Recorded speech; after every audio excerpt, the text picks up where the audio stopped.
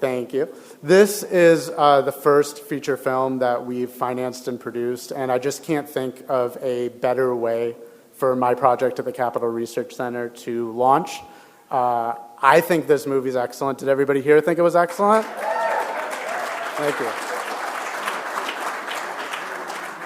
And that's really all thanks to Mark and Justin's great work. So if everybody wants to take a seat at the panel, we only have about 20 minutes, so I'll just ask everybody to introduce themselves. Don and Robby, if you want to come up.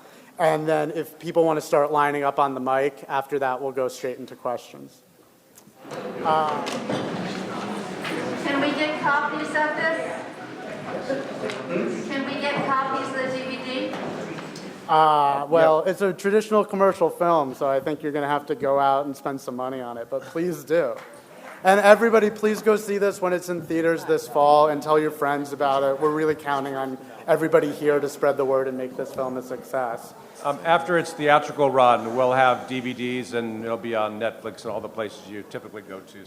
So I'm really excited about everybody that we have here. We have a lot of experts, both, Robby wrote a great book. So Robby, why don't you start, introduce yourself, talk about your book and say how you came to work on this issue, and just go straight down the line, talk about how you came to work on this issue, and then we'll go to audience questions. Sure. Hi, everyone. My name is Robby Soave. I'm an editor at Reason Magazine and the author of Panic Attack, Young Radicals in the Age of Trump, which discusses a lot of the same things you just saw in the film, the climate of censorship and political correctness on college campuses and within modern progressive activism, and the threat that activism poses to a lot of principles that libertarians care about, namely free speech and due process, and things that, as we saw, the left also used to care about, that they've kind of suddenly have fallen out of fashion. I guess I'll just briefly kind of expound on one of the big points I make in the book that was not a focus of the film, which is the philosophy of intersectionality, which is so important to the left, and I think explains some of the affinity these activists have for the kinds of self-victimization that was talked about in the film.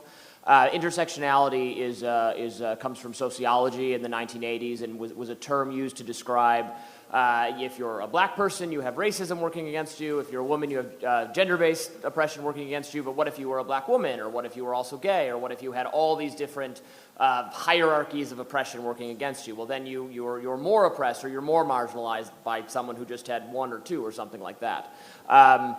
This has become so influential and popular in this idea in progressive activism that the most oppressed are the ones with the authority in activist circles to weigh in on these issues, and that we should only listen to the most oppressed. So if we're organizing on issues of race, we want the most oppressed for the reasons of race, and so on and so forth. But an additional category of oppression that I think is maybe easier for some of these activists to assert for themselves and claim, even when it's not truthful, is mental health. You can say you are traumatized, or you are triggered, or you're a survivor of something, you have PTSD. You actually have all these students nowadays self-diagnosing themselves as survivors of PTSD, when, of course, none of them have ever gone through anything remotely characteristic of people who have survived trauma. But you do that to claim power for yourselves in these activist circles. So much of this race to be the biggest victim is, I think, because it's in their narrow self-interest to portray themselves that way, to portray their mental health as very fragile and very, very ill, because then you have more authority and power in the activist circle. And I think as a very, very bad incentives, people should not be encouraged to see themselves as sick. It can't be good for our society if they do, but anyway, that's something I talk about a lot in the book that I think helps answer some of these questions that are raised by the film. Thank you.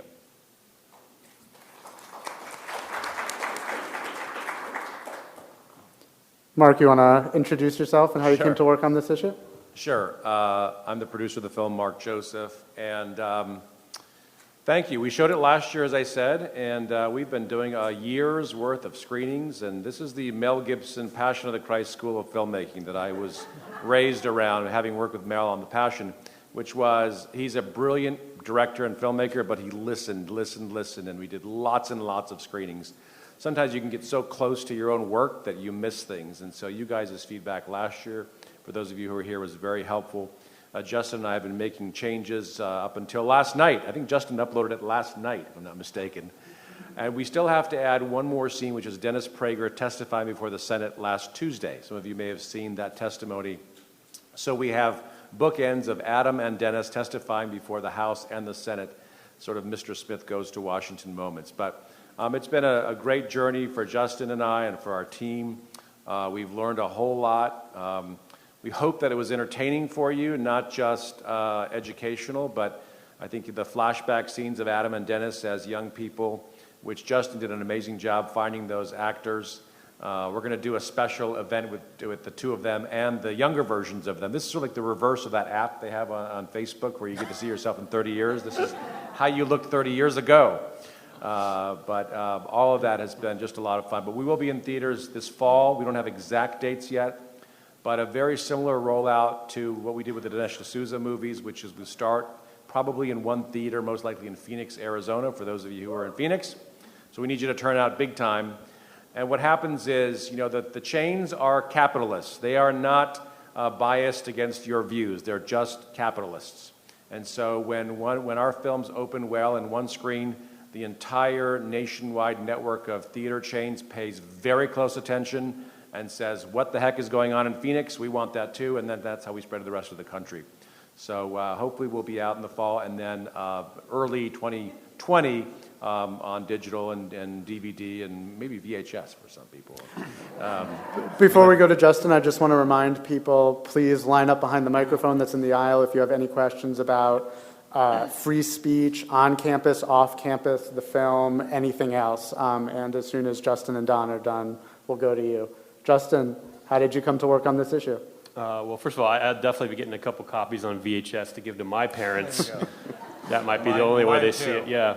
My name is Justin Folk. I'm the director of No Safe Spaces, and I've just been tremendously privileged to be in this role and working on this film with such a great team. Mark here and the rest of our production team, Madison McQueen, John Sullivan, RJ Moeller, all the producing team. And when we started this thing, it seemed like a lot of fun, and it's been a project that's been a couple years in the making, and it has been fun. But it's also, I think the gravity of this topic has kind of started to weigh on me more and more as we've made the film. It seemed like when we started out, we were going to tell a story about some of this craziness that was going on, on campuses and abroad, and as the story unfolded before our eyes, we realized how far-reaching this is and how it's going to impact everything in our country, and how important it is that we tell this story. So that gravity's kind of weighed on me a lot as we've made the film, and I just hope we did a good job. I'm really privileged in the fact that a lot of my heroes are in the film, so it was just such a great opportunity to work with those people. But we worked hard to get the right voices in the film. Obviously, we could have made a 20-part miniseries on this topic if we wanted to, because of the amount of content out there. But we wanted to keep it to a 90-minute feature film to make it most palatable to reach the largest audience. We didn't want this film to be just a bubble conservative film that only conservatives would talk about and in their little conservative land. We wanted this to get out there far and wide, and so there was a lot of deliberate choices about who we put in the film. We tried to get a lot of liberals in the movie. We feature President Obama. So it's a real specific thing that we've done to try to make sure that people understand that this stuff is foundational.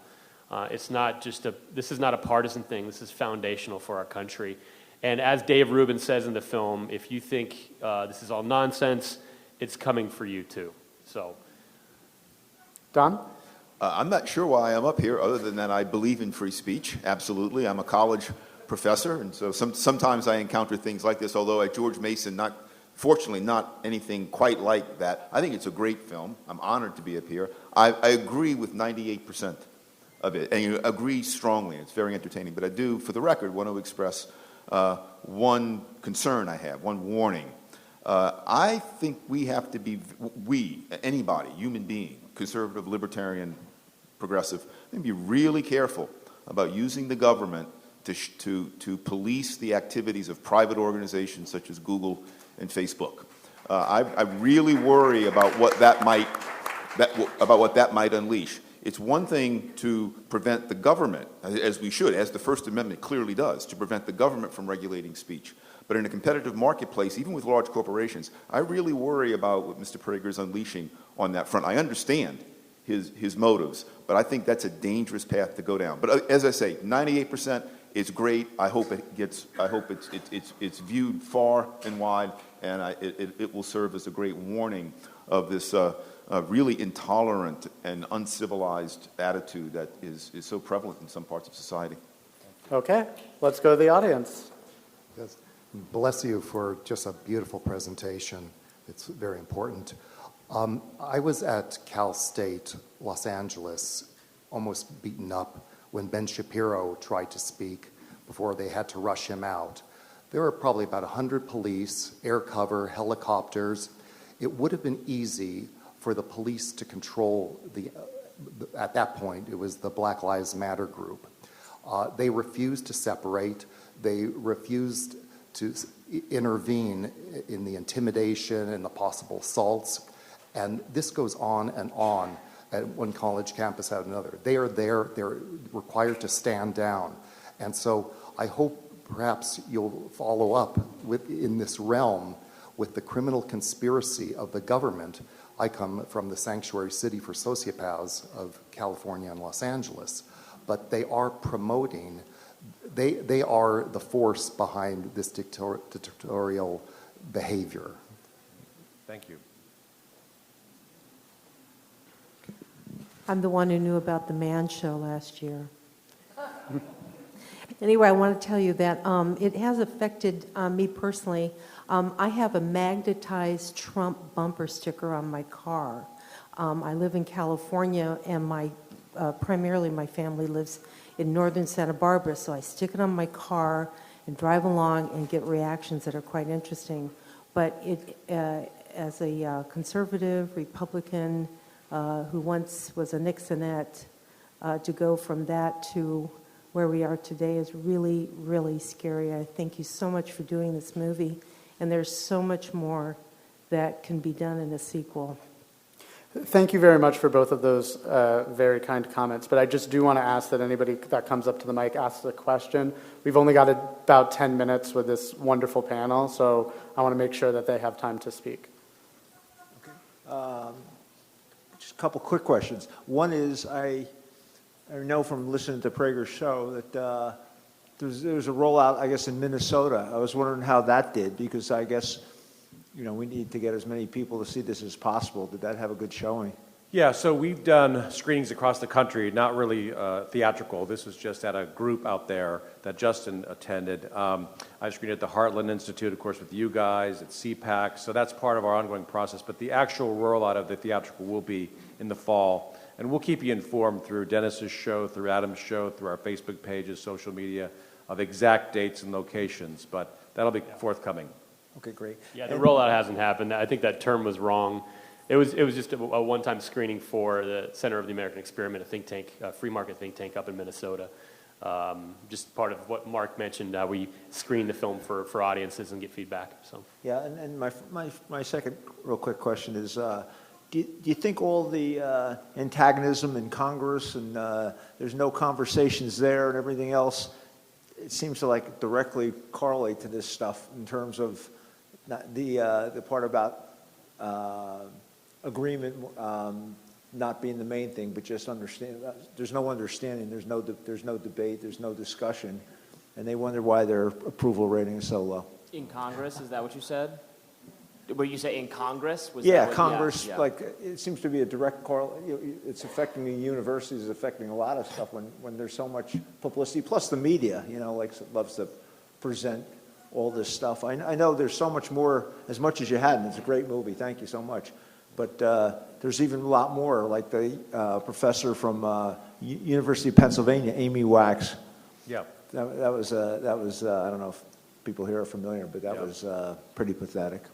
Yeah, this is this is a portion of what's been going on. There's so much more to cover, but you're right. Thank you.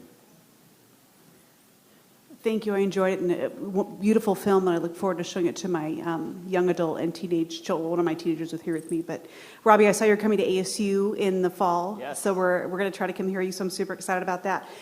At any point did you guys consider or interview anybody who had a dissenting opinion that had maybe a good explanation for why we should limit free speech? Any coherent, anybody that knew what they were talking about and could say it calmly and succinctly? Did you consider including that, or did you encounter anybody like that? We had a hard time getting folks to stand up for that point of view, to be honest with you, but we needed to include some, so that's why you saw some clips in the Katie Couric part, because we wanted it. But it's a very few people want to actively defend limiting free speech. That's why there's always excuses put. They'll never say you can't speak in the campus size. Well, you can speak on this room in the corner or at this weird time. People know, even those who advocated know that it's not right. So we did have a very hard time finding people to stand up and be counted for that issue. Yeah, it wasn't for a lack of effort. I had a lot of conversations. There's a gentleman that's writing a book sort of in defense of safe spaces, and I tried to get him to have just a simple conversation with Adam Carolla, and he was thinking about it. But there's something about the fact where if you believe that you should shut people down or that some people shouldn't have the right to speak, you yourself have trouble speaking yourself, or at least defending that position. I think, I don't know, so we definitely did reach out to a number of people, and so like Mark said, we did have to kind of use the media to find those arguments. I've talked to a lot of them for my book.